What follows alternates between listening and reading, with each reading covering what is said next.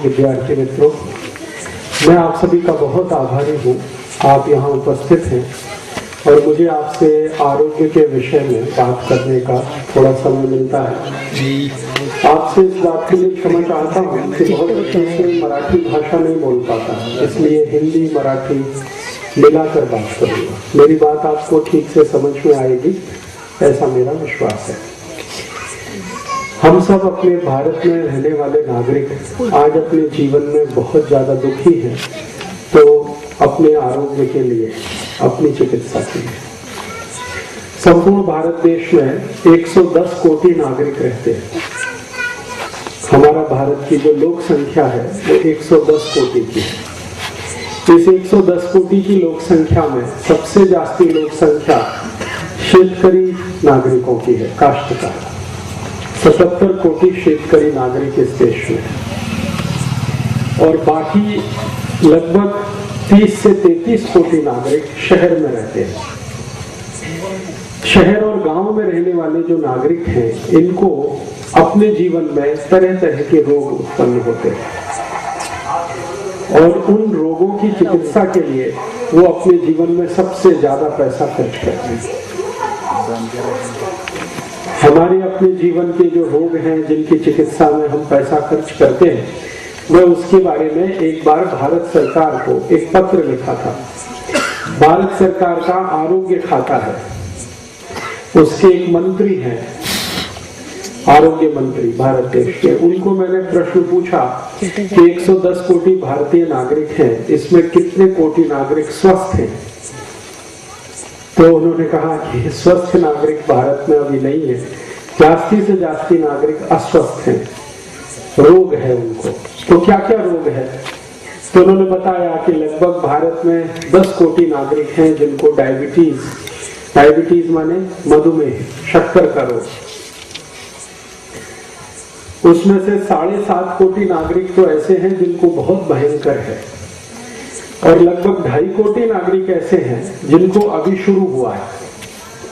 ऐसे 10 कोटि नागरिकों को डायबिटीज है। 12 कोटि नागरिक भारत में ऐसे हैं, स्त्री पुरुष, जिनको दमा है, अस्थमा और टीबी, ट्यूबरकुलोसिस। फिर लगभग भारत में 10-12 कोटि नागरिक ऐसे हैं जिनको संधिवात है, घुटने का दर्द है, कमर का दर्द है, कंधे का दर्द है, संधिवात से परेशान। फिर भारत देश में लगभग 5 से 6 कोटि नागरिक हैं जिनको पेट की समस्या है, जैसे मूल व्याध है, बवासीर है, भगंदर है, अपच है, कोष्ठबद्धता है, ऐसी बीमारियां। लगभग 10 से 12 कोटि नागरिकों को आंखों के रोग हैं, या तो उनको कम दिखाई देता है या बिल्कुल नहीं दिखाई देता है, या तो मोतियाबिंद आ गया, या तो काला पानी हो गया, ग्लूकोमा हो गया, ऐसी बीमारियां। और इन सब बीमारियों के लिए हर दिन खर्चा लगता है। अगर आपको डायबिटीज है, शक्कर का रोग है और आप किसी भी डॉक्टर से इलाज कराएं तो कम से कम तो साल का खर्च 6-7 हजार रुपए हो जाता है। महीने का खर्च 500 से 600 रुपए आता है, क्योंकि डॉक्टर वो एक इंजेक्शन लगाने के लिए बोलता है, इंसुलिन इंजेक्शन। तो रोज लगाओ तो ठीक रहोगे, नहीं तो कुछ भी हो सकता है। और डॉक्टर बोलता जीवन पर्यंत उसको लगाना है। तो जीवन पर्यंत आपको 5-6 हजार रुपए साल का खर्चा हो गया। अब अगर आप 10 साल इलाज कराएंगे तो 60-70 हजार रुपए गया आपका। ठीक होने की संभावना नहीं, क्योंकि एलोपैथी के सभी डॉक्टर बोलते हैं कि डायबिटीज रोग ठीक नहीं होता। ऐसे ही दमा है, अस्थमा है, उसके बारे में सभी डॉक्टर बोलते हैं कि ये बीमारी ऐसी है जो दम निकलने के बाद ही जाती है। माने आपकी मृत्यु हो जाए तो बीमारी ठीक हो जाती है, ऐसा डॉक्टर बोलते हैं दमा के बारे में। और दमा का इलाज अगर कोई एक व्यक्ति कराए एलोपैथी में तो महीने का खर्च कम से कम 700-800 रुपए आता है, साल का खर्च 10,000 रुपए तक आ जाता है। फिर भी ठीक होने की कुछ गारंटी नहीं। ऐसी मूल व्याध है, बवासीर है, भगंदर है, इसके बारे में वो कहते हैं ऑपरेशन कराओ, लेकिन ऑपरेशन के बाद फिर हो जाता है, फिर ऑपरेशन कराओ, फिर हो जाता है, और एक ऑपरेशन में 15-20 हजार रुपए खर्च हो जाता है। तो एक व्यक्ति को जिंदगी में 3-4 बार कराना पड़ा तो उसका 70-80 हजार रुपए गए। तो ये सब बीमारियां जो हमारे शरीर में है, इनका तो कुछ ऐसा इलाज होना चाहिए जो स्थायी हो, परमानेंट हो, बार बार बीमारी ना आए, एक बार में ठीक हो जाए और खर्चा भी ज्यादा ना लगे। क्योंकि ये जो खर्चे वाली बीमारियां हैं, अगर इनको हम ठीक करने के लिए परेशान रहे तो जिंदगी कर्जे में डूब जाती है। मैंने बहुत सारे शेतकरी नागरिकों को देखा है कि उनके ऊपर बहुत सारा कर्ज है, सिर्फ इसलिए कि बीमारी के लिए, चिकित्सा करने के लिए उन्होंने कर्ज लिया है। कई शेतकरी भाई ऐसे हैं जिनका घर बिक जाता है, जमीन बिक जाती है, गाय बैल सब बिक जाते हैं। ऐसी स्थिति गांव-गांव में है। मैं पिछले कई वर्षों से इस चिकित्सा विषय का अभ्यास करता हूं, और अभ्यास इस दृष्टि से करता हूं कि भारत के नागरिकों को सस्ती से सस्ती चिकित्सा कैसे मिले और जिंदगी भर वो ठीक रहे, स्वस्थ रहे, उसके लिए क्या उपाय हो। तो इस दृष्टि से मैंने भारत देश में सबसे पुरानी जो चिकित्सा पद्धति है उसका नाम है आयुर्वेद। आयुर्वेद चिकित्सा पद्धति का मैं पिछले कई वर्ष से अभ्यास करता हूं। भारत देश में आयुर्वेद चिकित्सा पद्धति लगभग 5000 वर्ष पुरानी है। जब इस देश में भगवान कृष्ण हुए ना, महाभारत हुआ, उसको 5000 वर्ष पूरे हो गए। वो समय से आयुर्वेद चलता है। और कई जगह तो हमारे पुराने शास्त्रों में है कि रामचंद्र जी के जमाने में भी आयुर्वेद था, क्योंकि राम जी के भाई थे लक्ष्मण, उनको मूर्छा आई थी रावण के साथ युद्ध करने में, तो उनकी चिकित्सा संजीवनी नाम की एक बूटी से हुई थी। वो संजीवनी आयुर्वेद की औषधि है। तो अगर राम जी के बारे में बात करते हैं और उस समय का सोचते हैं तो रामचंद्र जी को हुए 5,13,000 वर्ष हो गए। इसका अर्थ यह है कि 5,13,000 वर्ष पहले भी आयुर्वेद चिकित्सा थी।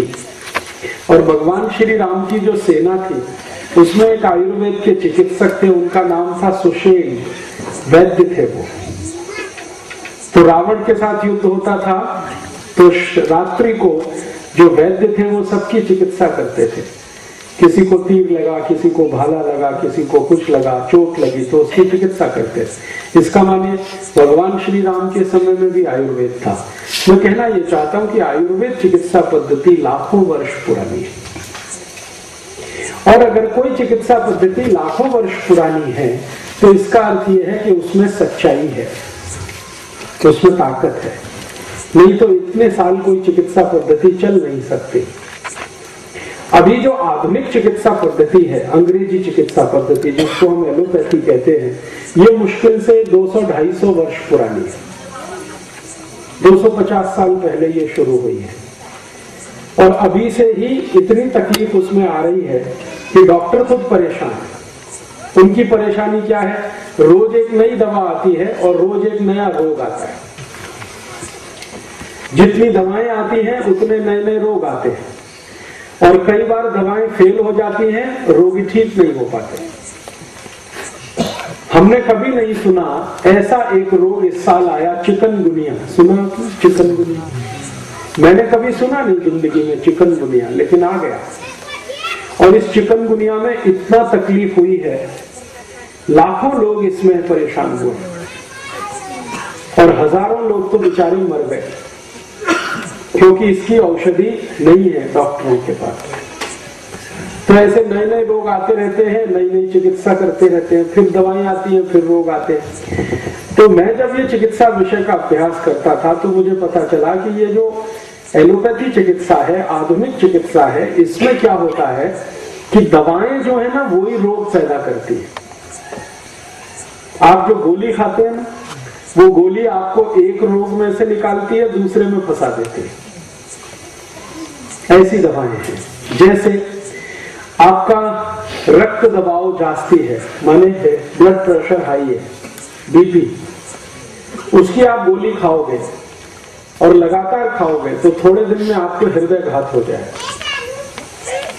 हार्ट अटैक आ जाएगा। क्योंकि उसकी जो गोली आप खा रहे हो, उस गोली की विशेषता है कि वो हृदयघात लाती है। ऐसे ही कभी आपका सिर दर्द होता है, धोखे दुखना, उसमें आप कोई गोली खाते हो, एस्पिरिन, डिस्पिरिन, तो ये गोली सिर दर्द तो खत्म करती है, लेकिन ब्रेन हेमरेज हो जाता है, मस्तिष्क में खून की नस फट जाती है उसी गोली से। ऐसे ही आपको अगर ज्वर आया, ताव आया, ताव, मलेरिया आ गया या तो टाइफाइड हो गया, तो आपको डॉक्टर एक औषधि लिखता है पैरासीटामोल।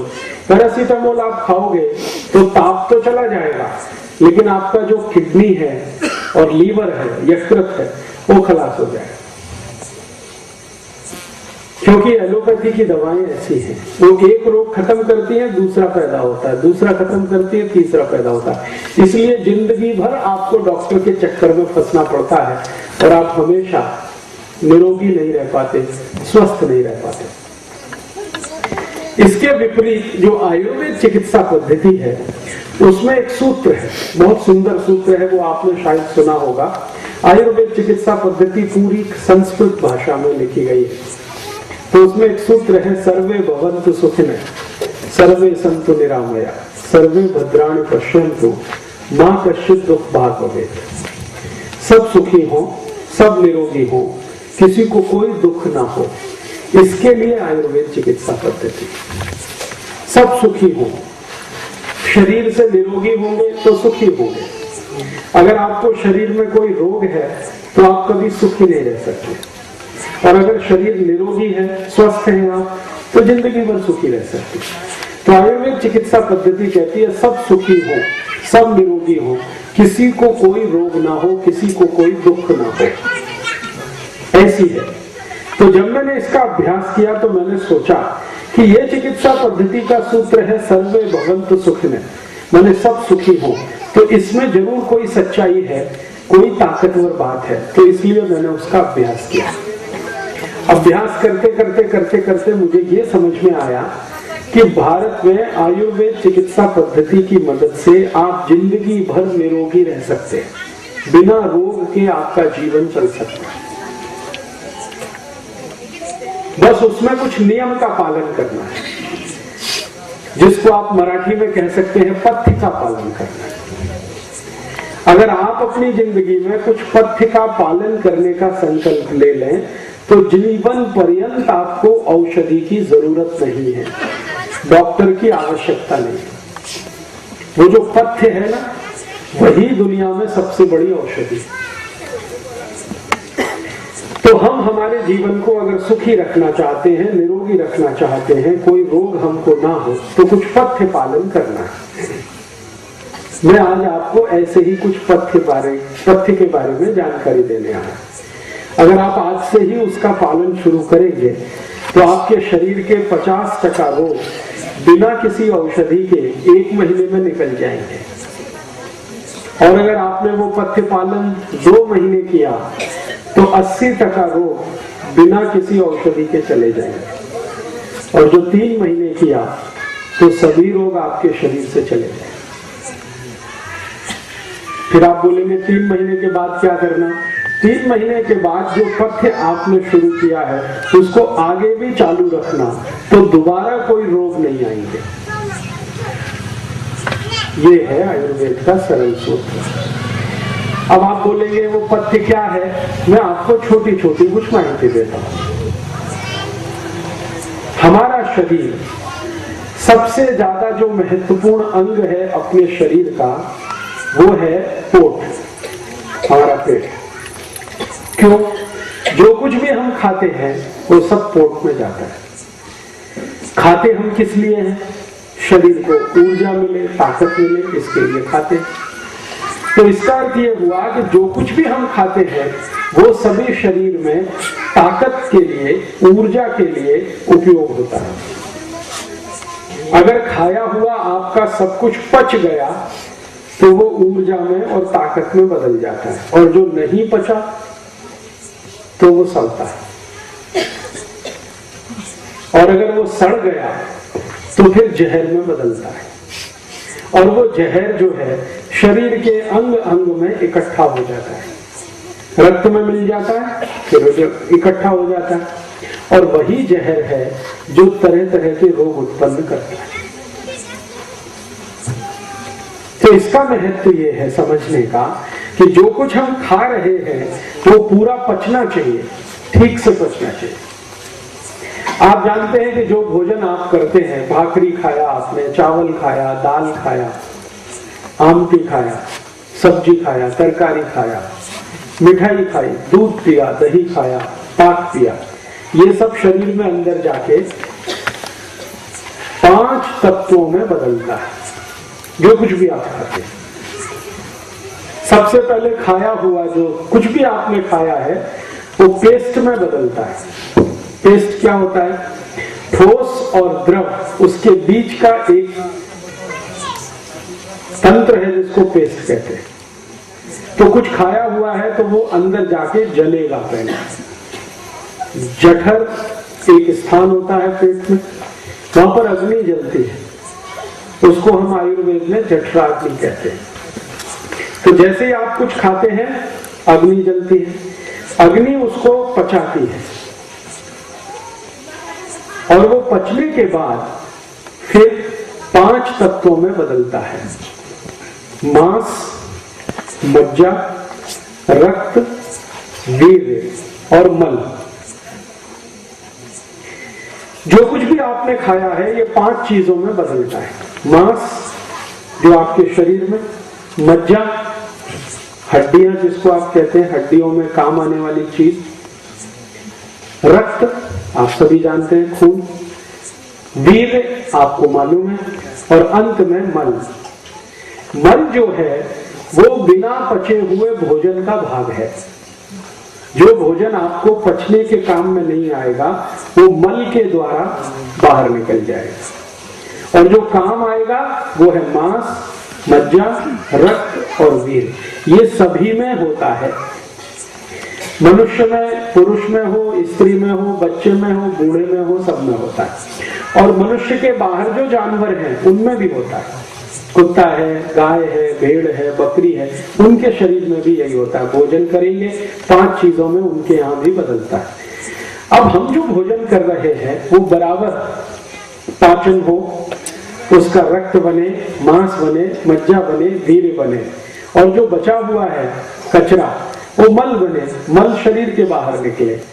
ऐसे ही हम जो पी रहे हैं वो भी शरीर में ऐसे ही 5 चीजों में बदलता है, और अंत में जो कचरा है वो मूत्र में बदलता है।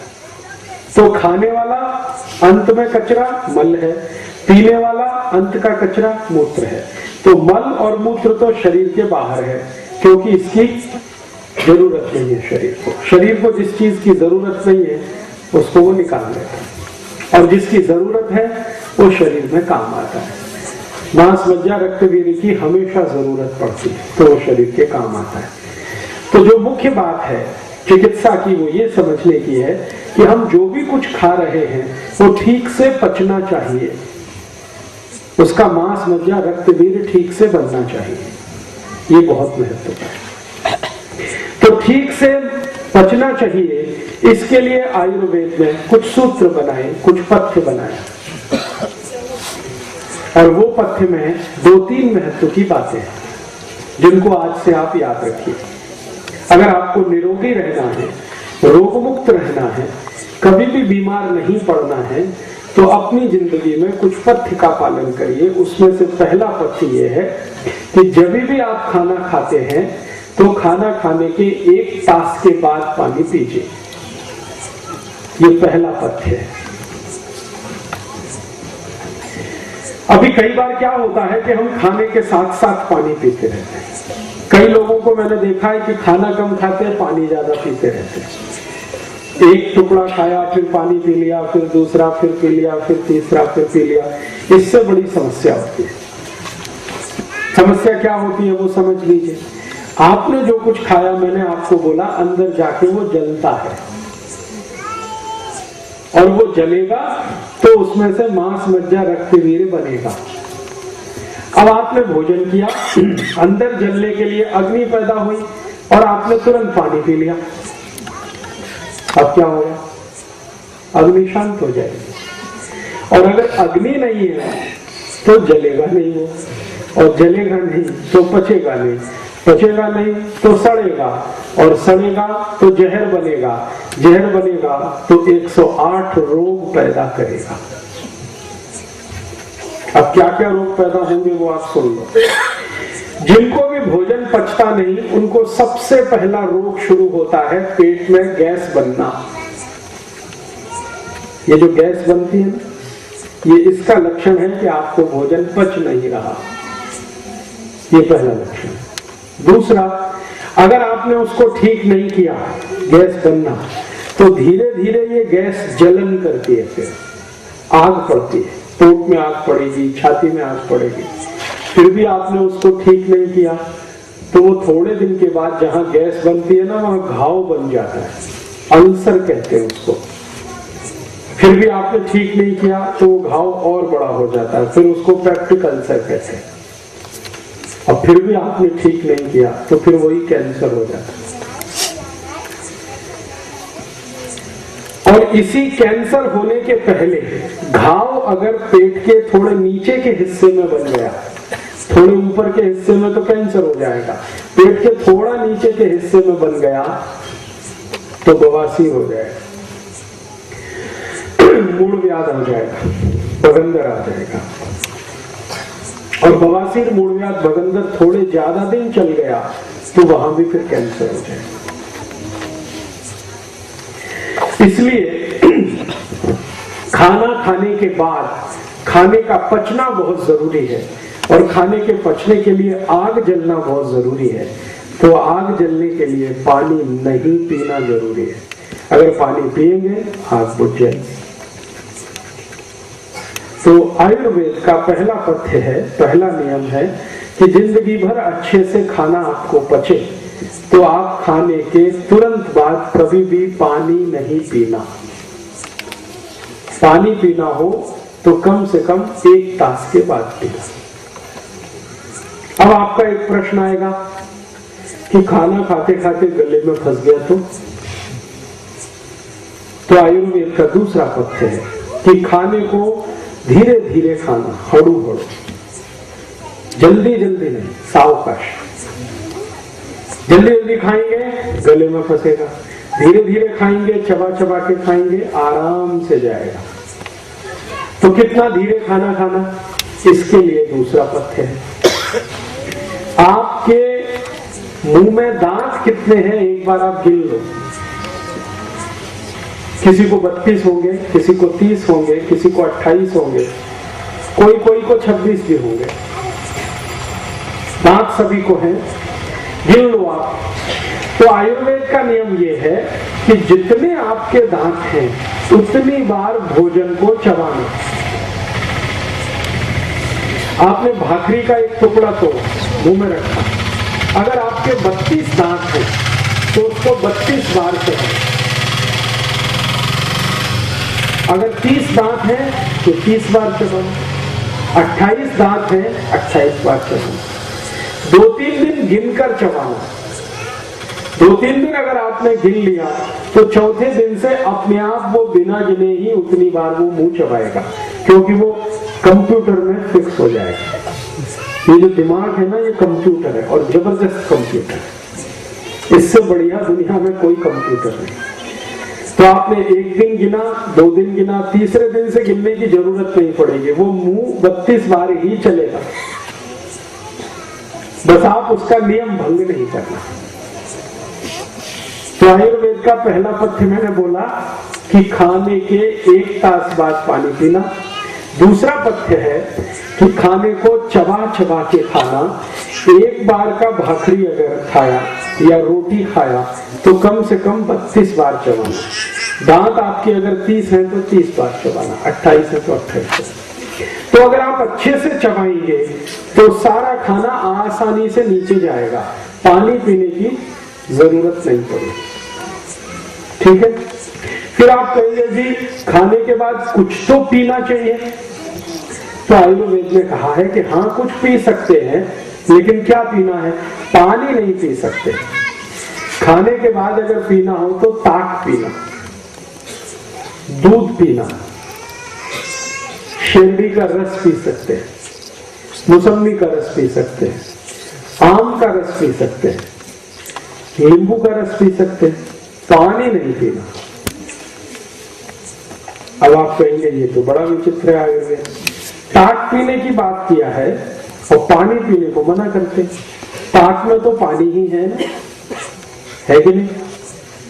दही तो थोड़ा होता है, दही से ज्यादा तो पानी होता है, तो सादा पानी पीने का आयुर्वेद मना करता है, फिर ताक पीने का क्यों? कारण उसका ये है, पानी की एक विशेषता है। पानी के बारे में आपने सुना होगा, महसूस भी किया होगा कि पानी को जिस चीज में मिलाओ वैसा ही हो जाता है। उसका जो गुण है ना, तो जिस चीज में मिलाओ वैसे ही हो जाता है। अगर दूध में पानी को मिला दिया तो पानी का गुण दूध का हो जाता है।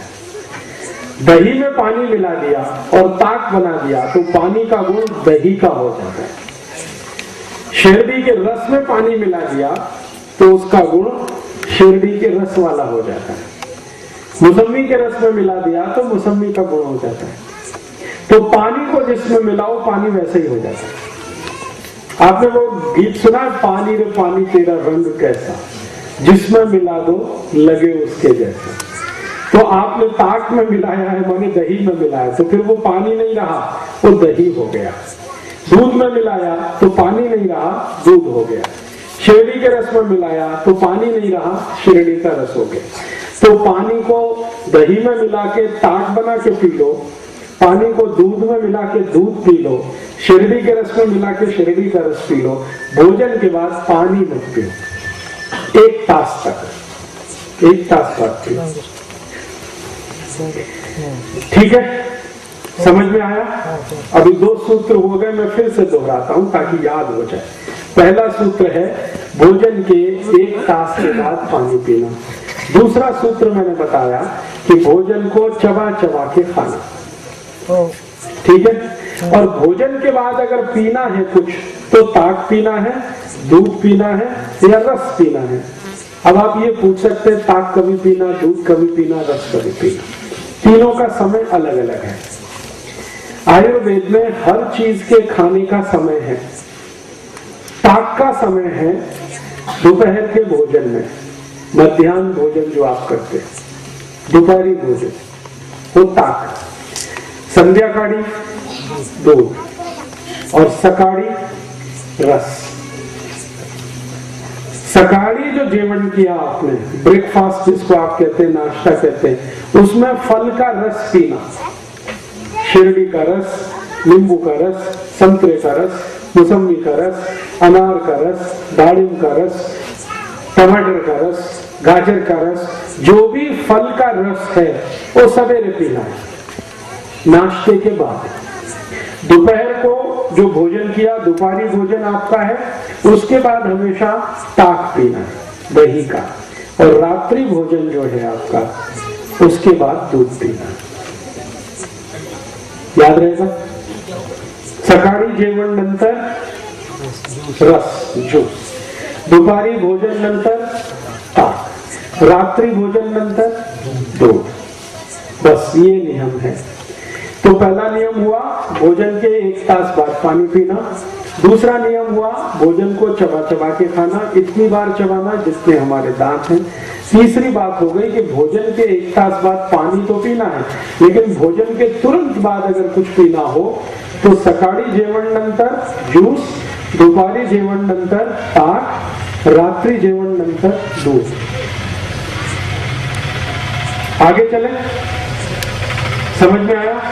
अब आगे चले। आगे का जो पथ्य है, सूत्र है, वो क्या है? आगे का पथ्य और सूत्र ये है कि जो आप पानी पिएंगे भोजन के 1 तास बाद, वो पानी कैसे पीना, वो बहुत महत्वपूर्ण है। अभी हमने देखा है कि पानी कैसे पीते हैं, एक लोटा भरा गट गट गट गट गट गट उतार दिया।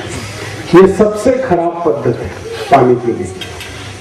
गट गट गट गट पानी पीना बहुत खराब है। इससे क्या होता है, सबसे खराब एक रोग होता है, ये घुटने, यहाँ दर्द होता है, एड़ी में दर्द, फिर ये दर्द, फिर ये, फिर ऊपर बढ़ता ही चला जाता है। जो लोग लोटा गट गट गट गट पानी पीते हैं, सबको ये पाँव दिखता है। तो पानी ये अच्छा तरीका नहीं है पीने का, पद्धति अच्छी है। फिर पानी कैसे पीना? पानी पीने की पद्धति है जैसे गर्म दूध पीते हैं। गर्म दूध कैसे पीते हैं? एक एक घूट घूट घूट। चाय कैसे पीते हैं? चाय घूट घूट घूट। तो जैसे गर्म चाय पीते हैं, गर्म दूध पीते हैं, एक घूट पिया, फिर दूसरा घूट, फिर तीसरा घूट, ऐसे पानी पीना है।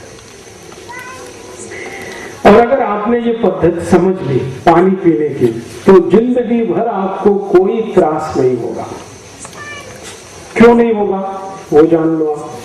पानी को घूट घूट पीने का जरूरत इसलिए है कि हमारा जो मुंह है ना, इसमें सतत लार बनती है। लार समझते? हाँ, मुंह में सतत लार बनती है, 24 तास बनती है।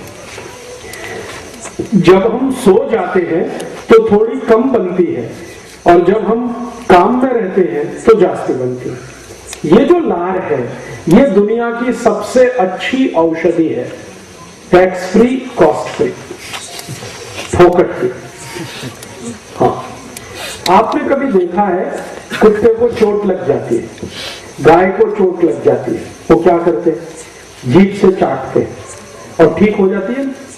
क्योंकि गाय की जीभ पर जो लार है, कुत्ते की जीभ पर जो लार है, वो औषधि है।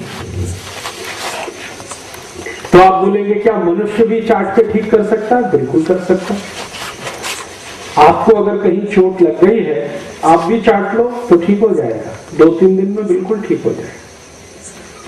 बशर्ते कि उसकी शर्त है कि आप तंबाकू ना खाएं, गुटखा ना खाएं, बीड़ी ना पिए, शराब ना पिए। गाय को देखा तंबाकू खाते हुए? देखा? कुत्ते को देखा गुटखा खाते हुए? गाय, बैल, भैंस, कुत्ते को देखा दारू पीते हुए? गटागट नहीं ना। कोई जानवर तंबाकू नहीं खाता, क्योंकि उसको अक्ल है कि तंबाकू खाने की चीज नहीं। ये मनुष्य जो है वो तंबाकू खाता भी है और दूसरे को भी खिलाता है। मनुष्य जानवर से भी ज्यादा मूर्ख है। कुत्ते में भी इतनी अकल है जितनी आदमी में नहीं है। कुत्ते के सामने तंबाकू रख दो, सूंघ के हट जाएगा, लेकिन मनुष्य को वो तंबाकू फोकट में मिलेगी, रगड़ेगा और खाएगा, और दूसरे को कहेगा भाई तू भी खा ले, अभी तू भी मर ले मेरे। तो अगर आप तंबाकू ना खाएं, गुटखा ना खाएं, बीड़ी सिगरेट ना पिए और शराब ना पिए, तो आपका जो लार है ना जीभ का, ये सबसे अच्छी औषधि है। आप अगर अपने शरीर के किसी भी अंग को चाटेंगे तो आप भी ठीक कर लेंगे उसको। और अगर आप कहेंगे जी चाटना मुश्किल है, तो दूसरा उपाय बता देता हूं। आपके मुंह का थूक अगर उस पर लगाएंगे तो बिल्कुल ठीक हो जाता है। मनुष्य के लार में भी औषधि है, जानवरों में भी औषधि है। तो आयुर्वेद ये कहता है कि ये जो मुंह की लार है, क्योंकि इसमें औषधि है, इसलिए ये बाहर नहीं जानी चाहिए, ये पेट के अंदर जानी चाहिए। तो पेट के अंदर लार जास्ती से जास्ती जाएगा तब जब पानी को घूट घूट करके पिए। अगर गट पानी पिया तो लार नहीं जाता। घूट घूट पानी पिएंगे, पानी मुंह में रहेगा तो लार को अंदर लेके जाएगा। तो मुंह के लार को पानी के साथ मिलाकर अगर आप अंदर लेंगे तो जिंदगी में कभी कोई रोग नहीं आएगा, क्योंकि ये जो लार है ना, वात, पित्त, कफ तीनों का नाश करने वाली है। और 3 ही तरीके से रोग आते हैं, या तो वात के कुछ रोग हैं, या तो पित्त के हैं, या तो कफ के हैं। चौथा कोई रोग दुनिया में नहीं है।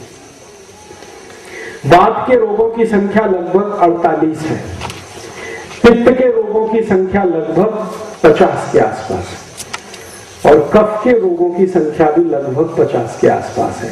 कुल आपके शरीर में 148 रोग हैं, और उन सभी रोगों को ठीक रखने की ताकत लार में है। इसी आयुर्वेद कहता है कि हमेशा पानी पियो तो घूट घूट भर के पियो। कर सकते हैं? आज से ही चालू करें। तो आप कहेंगे समय बहुत लगेगा, लगने दीजिए, आपको करने का क्या है? मान लो आपने गट पानी पी के समय बचा लिया, तो वो समय का क्या करेंगे आप? टीवी देखेंगे, फालतू का नाच गाना सुनेंगे, उसमें समय खराब ही होने वाला है। और इधर आप पानी गट पी के समय बचा लीजिए, फिर बीमारी आएगी तो डॉक्टर के दवा खाने में समय जाने वाला है। वो जो बचाया तो दवा खाने में चला गया, 2 महीने 3 महीने भर्ती रहना पड़ेगा, ऑपरेशन कराना पड़ेगा, हजारों रुपए खर्च करना पड़ेगा। तो खाने पीने का समय मत बचाइए। 1 गिलास पानी पीने में 10 मिनट लगता है, लगने दीजिए, 15 मिनट लगता है, लगने दीजिए, एक घूंट करके पानी पीजिए। ये पानी पीने का तरीका है, ठीक है। अब एक आगे का पथ्य है कि पानी जो पीना है, कभी भी ठंडा पानी नहीं पीना है। गार पानी, बर्फ डाला हुआ पानी कभी भी मत पीजिए, क्योंकि दुनिया की सबसे खराब चीज यही है, गार पानी, ठंड पानी। ये जो फ्रिज में पानी की बोतल भर के रखते हैं ना, फिर पीते हैं, ये बहुत ही तकलीफ देने वाला है। और कोई लोग तो पानी में बर्फ मिला के फिर पीते हैं, और भी तकलीफ देने वाला। मैं आपको कुछ एक माहिती देता हूँ। दूसरे देशों में, विदेशों में मैंने बहुत प्रवास किया है। यूरोप में और अमेरिका में क्या होता है, गार पानी पीते हैं, ठंड पानी। और इतना गार होता है कि पानी फ्रिज में रखते हैं और खूब ठंड होता है, फिर उसमें बर्फ डालते फिर पीते।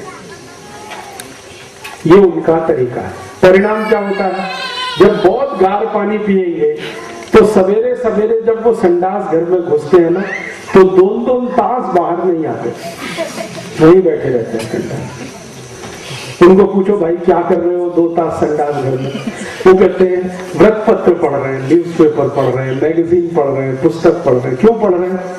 पोट साफ नहीं होता, बैठना पड़ता है, बहुत ताकत लगाते हैं, फिर भी पोट साफ नहीं होता।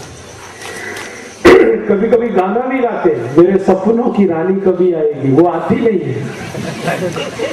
एक तास 2-2 तास बैठते, फिर अंतिम दुष्परिणाम क्या होता है कि पोट साफ नहीं हुआ ना, तो मुंह से बदबू आती है। तो मुंह की बदबू को रोकने के लिए टूथपेस्ट घिसते हैं, लेकिन टूथपेस्ट क्या करता है, 15 मिनट बदबू दूर करता है, फिर आती है, तो फिर वो माउथ फ्रेशनर स्प्रे करते हैं। और जास्ती तास संडास साफ नहीं हुआ तो शरीर से दुर्गंध बहुत आती है, पसीना निकलता है ना, उसमें बहुत दुर्गंध आती है। और उस पसीने की दुर्गंध को दबाने के लिए सेंट स्प्रे करते हैं, टैल्कम पाउडर लगाते हैं, ताकि ये पसीने की दुर्गंध दबी रहे। लेकिन इतने मूर्ख हैं, पोट साफ नहीं करते, बाकी सब करते हैं। दांत में पेस्ट घिसेंगे, लिस्ट्रीन स्प्रे करेंगे, बगल में स्प्रे करेंगे, यहाँ स्प्रे करेंगे, टैल्कम पाउडर लगाएंगे, लेकिन बदबू तो आती ही है, क्योंकि वो तो अंदर की खराबी है। अंदर की खराबी ठीक नहीं करते, क्योंकि गार पानी पीते रहते। और ज्यादा दिन अगर ये पोट साफ नहीं हुआ तो फिर आप जानते हैं ये जो मल है, यही पोट में चिपक के अंतड़ियों पर इकट्ठा होता है, तो यही फिर बवासीर, मूलव्याध और बगंदर में बदल जाता है। और ज्यादा दिन पोट साफ नहीं हो तो शरीर में वजन बढ़ना शुरू हो जाता है, मोटापा आता है। और आप कभी अमेरिका जाएंगे तो अमेरिका में 27 कोटि की लोक संख्या है और लगभग 14 से 15 कोटि लोग भयंकर मोटे हैं। इतने मोटे हैं कि 8वीं 10वीं कक्षा में पढ़ने वाला विद्यार्थी 140 किलो का, 150 किलो, हाथी का बच्चा। हाँ, और उनका जो क्लासरूम होता है ना, उसमें दरवाजा बहुत चौड़ा होता है, क्योंकि छोटे दरवाजे में निकल ही नहीं सकता, इतना मोटा है। फिर वो मोटापा जब ज्यादा हो जाता है ना, तो गंभीर रोग होता है, हृदयघात हो गया, हार्ट अटैक आ गया। अमेरिका में हर साल लाखों नागरिक हृदयघात से मरते हैं, और वो मोटापे से होता है। इसलिए मेरी आपको विनती है, गार पानी कभी नहीं पीना, ठंड पानी गलती से भी नहीं पीना। तो फिर आप पूछेंगे पानी कैसा पीना? कोमट पानी पीना। अभी ठंडी का समय आ गया, नवंबर, दिसंबर, जनवरी, फरवरी, 4 महीने कोमट पानी पीना। फिर मार्च आ जाएगा, मार्च में गुड़ी पड़वा आएगी ना, तो गुड़ी पड़वा के बाद आप पानी पीना ताम्र पात्र का रखा हुआ, तांबे के भांडे में रखा हुआ, तो 3 महीने पीना। मार्च, अप्रैल, मई, मई जब आ जाएगा तभी मिट्टी के भांडे का पानी पीना, लेकिन बर्फ डाला हुआ गार पानी कभी नहीं पीना। अभी जब ठंडी का समय है, नवंबर, दिसंबर, जनवरी, फरवरी, तो कोमट पानी पीना है, थोड़ा गर्म करके पीना है। फिर उसके बाद तांबे के भांडे का पीना है 3 महीने, और बाकी 3-4 महीने जो बच गया तो मिट्टी के भांडे का पानी पीना है। गार पानी, बर्फ का पानी कभी गलती से भी नहीं पीना। अच्छा, अब आगे चलता हूं। एक और पथ्य है कि सुबह सुबह जब आप सोकर उठते हैं तो रात्रि में, मैंने आपसे कहा ना, लार तो बनती रहती है लेकिन कम होती है, लेकिन रात्रि में जो लार बनती है ये बहुत बहुत कीमती होती है, सबसे ज्यादा कीमती होती है। तो जैसे ही सुबह आप सोकर उठे हैं तो सबसे पहले पानी पीना ताकि लार अंदर जाए। कुल्ला नहीं करना, दांत नहीं घिसना, पहले पानी पीना। अगर आपको दांत घिसना है तो रात्रि को जेवण नंतर, यदि आप सोते हैं ना तो दांत घिस के सोना, सवेरे उठ के पहले पानी पीना, उसके बाद संडास जाना, संडास से बाहर आने के बाद फिर दांत घिसना, सकत। तो इसमें क्या होगा, रात्रि को जो लार मुंह में है वो इधर उधर जमा रहती है, इधर जमा हो जाती है, इधर जमा होती है, तो फिर पानी पिएंगे, ऐसे करके पी लीजिए उसको, तो सब अंदर चली जाए। और सवेरे सवेरे उठ के ही पानी पीना है, तो कितना पानी पीना, तो इसके लिए पथ्य है कि कम से कम 3 गिलास पीना। तो आप कहेंगे ये तो बड़ा मुश्किल कहा, 3 गिलास पीना। तो इसके लिए ऐसा करिए कि आप 1 गिलास से शुरू करिए, अभ्यास करिए।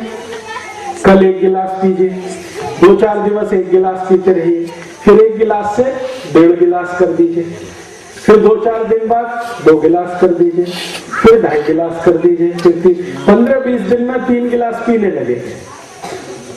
और 3 गिलास पानी पीकर फिर आप संडास जाइए, तो संडास में बैठते ही आपका पोट साफ हो जाएगा। और मेरा एक सूत्र है, वो आप हमेशा याद रखें। कोई व्यक्ति अगर ये सोचता है कि मैं निरोगी हूं, स्वस्थ हूं, या रोगी हूं, बीमार हूं, तो इसका क्या तरीका है जांच करने का? तरीका बहुत सरल है। संडास घर में जिस व्यक्ति को जितना कम समय लगता है वो उतना ही स्वस्थ है। अगर आप संडास घर में गए, 5 मिनट के बाद बाहर आ गए, आप स्वस्थ हैं, और आधा घंटे के बाद आ रहे हैं, 30 मिनट लग गया, तो बीमार है। बढ़िया फॉर्मूला, इसमें कुछ जांचने की जरूरत नहीं है। आपको बैठते ही पोट साफ होना चाहिए, तो आप स्वस्थ हैं। और बैठ के इंतजार करना पड़ता है तो बीमारी है। और वो बीमारी अगर ठीक नहीं किया तो वही बवासीर, मूलव्याध, बगंदर, अल्सर, पेप्टिक अल्सर, कैंसर, ये सब रोगों में बदलेगी, वही बीमारी। इसलिए बैठते ही पोट साफ होना चाहिए। तो बैठते ही आपका पोट साफ होगा जो आप ये नियम का पालन करेंगे। सुबह उठते ही पहले 3 गिलास पानी पी लीजिए, घूट घूट भर के, फिर संडास के लिए जाइए, बैठते ही पोट साफ हो जाएगा। अब मैंने आपको जो पथ्य बताए हैं वो 10 हो गए, फिर से याद कराता हूं। सबसे पहला पथ्य में बोला था भोजन के 1 तास बाद पानी पीना, पहला। दूसरा पथ्य मैंने बोला कि भोजन को चबा चबा के खाना, जितने दांत हैं उतनी बार चबाना। तीसरा पथ्य मैंने बोला कि कभी भी भोजन करना है और उसके बाद पीना है कुछ, तो सकाळी जेवण नंतर ज्यूस, दुपारी जेवण नंतर ताक, रात्रि जेवण नंतर दूध। चौथा सूत्र मैंने बोला कि पानी कभी भी पीना हो तो घूट घूट भर के पीना, पिट पिट पिट पिट। आगे का सूत्र मैंने बोला कि गार पानी कभी नहीं पीना, ठंड पानी कभी नहीं पीना, कोमट पानी पीना अभी सर्दी के दिन में।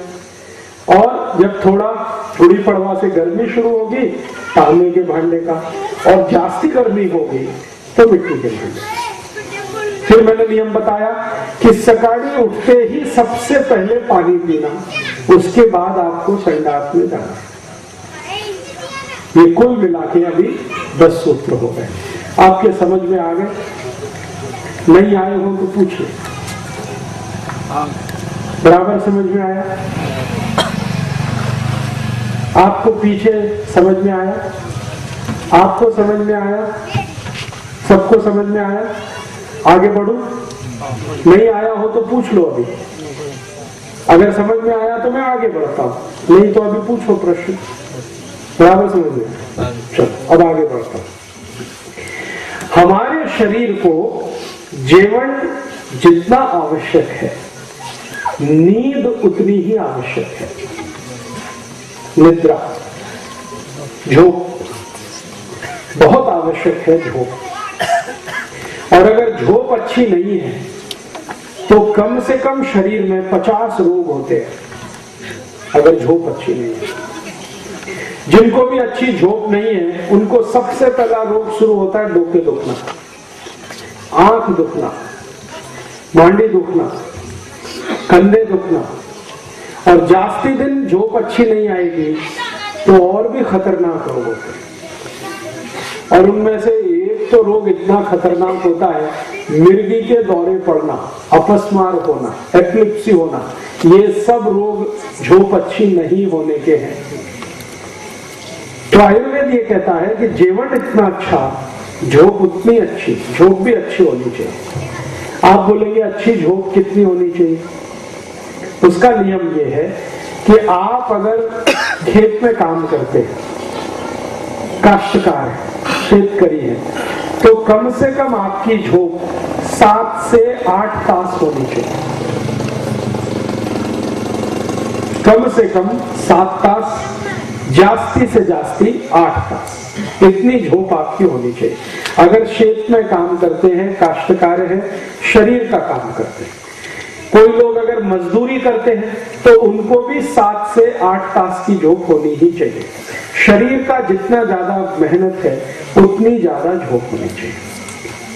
और अगर खाली मानसिक काम करते हैं, दिमाग का काम करते हैं, पेन चलाते हैं, कागज पर लिखते हैं, जैसे बैंक में आप काम करते हैं, बैंक में शरीर का तो कुछ काम नहीं है, कुर्सी पर बैठे, मेज पर रजिस्टर, उसमें लिखना। तो ऐसे लोग जो शरीर का काम नहीं करते, जैसे टीचर है, क्लास में खड़े खड़े पढ़ाना है, या बैंक में काम कर रहे हैं, या तो किसी ऐसी कंपनी में काम कर रहे हैं जहां मेज कुर्सी पे भी बैठना पड़ता और कुछ नहीं, तो ऐसे लोगों की कम से कम झोप 6 तास होनी चाहिए, जास्ती से जास्ती 7 तास होनी चाहिए। माने किसी भी स्थिति में 6 तास की झोप तो होनी ही चाहिए और जास्ती से जास्ती 8 तास की होनी चाहिए। ये किसके लिए है? बड़े लोगों के लिए। बड़े लोगों से मतलब जिनकी उम्र 60-70 साल से लेकर 25-30 साल के बीच में, उनके लिए। और जिनकी उम्र 14-15 साल के आसपास है, 20 के नजदीक है, वो 1-2 तास जास्ती सो सकते हैं, 9 तास की झोप ले सकते हैं। और उससे भी छोटे हैं, 5-6 साल के बच्चे हैं, इनको 10 तास की झोप चल सकती है। और जो सबसे छोटे बच्चे हैं, 3 बरस से कम, उनको 12 से 14 तास की झोप चाहिए। और जो 1 बरस से कम है, उनको 18 तास की झोप चाहिए। ये है। तो बच्चे की उम्र जितनी कम है, झोप उतनी ज्यादा, उम्र जितनी ज्यादा, झोप उतनी कम। तो हम देख लें हमारी उम्र क्या है, उसके हिसाब से जोड़ लें। अब अच्छी झोप आए आपको, तो इसके लिए आयुर्वेद ने कुछ पथ्य बताया। सबसे पहला पथ्य ये है कि रात्रि को झोप लेने का समय पक्का करिए आप 9 बजे। तो 9 बजे आपको सोना है तो सुबह 6 बजे उठिए, बराबर झोप पूरी होगी। और अगर कुछ ज्यादा देर हो रही है तो 10 बजे सोइए, सुबह 7 बजे तो हर हालत में उठ जाइए। और 9 बजे के पहले सो सकते हैं 8 बजे, तो सुबह 5 बजे उठ जाइए। 7 बजे सो सकते हैं तो सुबह 4 बजे उठ जाइए। समय नक्की करिए, ये पहला सूत्र है। दूसरा नियम है, दूसरा सूत्र है कि आपको शाम को अच्छी झोंक लेने की है, तो झोंक लेने से कम 2 से 3 तास पहले आपका भोजन होना चाहिए। अगर 9 बजे झोंक लेना है तो 6 बजे आपको भोजन खाना चाहिए। 10 बजे झोंक लेनी है तो 7 बजे आपका भोजन हो जाना चाहिए। ये बहुत आवश्यक है। अगर आप ऐसा करेंगे कि 10 बजे भोजन किया और सीधे झोंकने के लिए लेट गए, तो जरूर आपको हृदय घात होगा, कोई नहीं रोक सकता। डायबिटीज भी होगा, कोई नहीं बचा सकता। आर्थराइटिस भी होगा। खाना खाते ही जो सोने के लिए जाते हैं उनको बहुत तकलीफ आती है। इसलिए आयुर्वेद का नियम यह है कि जब भी आपको सोना है 8 बजे, 9 बजे, 10 बजे आप तय करिए, उसके 3 तास पहले भोजन होना। ये है। मैं तो आपको एक सरल नियम बताता हूं कि शाम का भोजन आप उस समय कर लीजिए जब सूर्यास्त होता है। सूर्यास्त का समय जो है ना, शाम का भोजन कर लीजिए, फिर उसके 2-3 तास के बाद आप सो सकते हैं। तो ये नियम है। और दूसरा है कि आप जब सोने के लिए जाएंगे तो आपका जो सिर है और जो पांव है, इसको किस दिशा में रखना, ये बहुत महत्वपूर्ण है। तो जो सूर्य की दिशा है, सूर्य की दिशा माने पूर्व दिशा, पूर्व दिशा में हमेशा आपका सिर रहना चाहिए और पश्चिम दिशा में आपके पांव रहने चाहिए। ये है नियम। पूर्व में सिर, पश्चिम में पांव। और कभी कभी अगर इसमें कुछ बदल करना है तो एक ही बदल हो सकता है कि दूसरा आपको बदल करना है तो दक्षिण में सिर और उत्तर में पांव। कभी भी उत्तर दिशा में सिर करके मत सोना, नहीं तो बहुत जल्दी मृत्यु आएगी। आपको मालूम है, जिस व्यक्ति की मृत्यु हो जाती है उसका सिर हमेशा उत्तर की दिशा में किया जाता है, पांव दक्षिण में, क्योंकि उत्तर की दिशा मृत्यु की दिशा है। मरने के बाद ही व्यक्ति का सिर उत्तर में किया जाता है, जीवित रहने पे नहीं। तो इसलिए इसका याद रखना बहुत जरूरी है। पूर्व दिशा में सिर, पश्चिम में पांव, ये सबसे अच्छा है।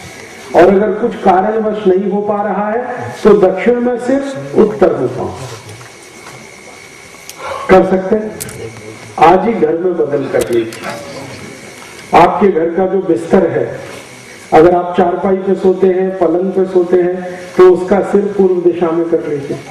जमीन पे सोते हैं तो सबसे अच्छा, कभी भी आसानी से बदल किया जाता है। तो अच्छा झोंक लेना है तो पूर्व में सिर करिए, ठीक है। अब उसके आगे का एक तर्क है कि जब आप झोंक लेने के लिए लेट गए, तुरंत झोंक आनी चाहिए आपको। ये नहीं कि ऐसे ऐसे बदल कर रहे हैं, करवट बदल रहे हैं, कभी इधर कभी इधर, कभी इधर कभी इधर। बहुत लोग हैं आधा आधा तास ऐसे ही घूमते रहते हैं बिस्तर पे, झोंक ही नहीं आती। तो इसका मतलब कुछ रोग है आपको। तो तुरंत आपको झोंक आए, इसके लिए एक बहुत सरल पथ्य है आयुर्वेद का कि आप जैसे ही लेट गए तो ये दाहिना नाक है ना, इसको बंद कर दीजिए और बाएं नाक से सांस भरिए और छोड़िए, सांस भरिए, सांस छोड़िए, सांस भरिए, सांस छोड़िए, ऐसे करके।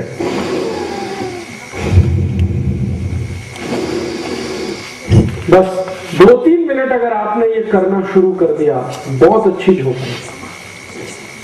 2-3 मिनट इसका असर होता है। फिर सो जाइए, फिर कोई हरकत नहीं। अब आप पूछेंगे कि भाई सोने का कैसे है? सीधा सोना, पेट के बल सोना, पीठ के बल सोना, ऐसे करवट में, ऐसे करवट में। तो रात्रि को जब सोना हो तो पीठ नीचे, पेट ऊपर, ऐसे ही सोना अच्छा होता है। अच्छी झोंक उसी में आती है। दोपहर को अगर आप सोना चाहते हैं भोजन के बाद, तो हमेशा ये जो बायां हाथ है ना, लेफ्ट, क्या कहते हैं, डावा मराठी में, तो डावा बाजू आपको लेटना चाहिए दोपहर को भोजन नंतर। तो दोपहर की झोप लेनी है तो ऐसे करके लीजिए। रात्रि को दोनों हाथ फैला के सिर आसमान की तरफ, चेहरा आसमान की तरफ, पीठ के नीचे ऐसे सोना है। तो झोप अच्छी आएगी, तो झोप से होने वाले रोग कभी नहीं आएंगे। ठीक है।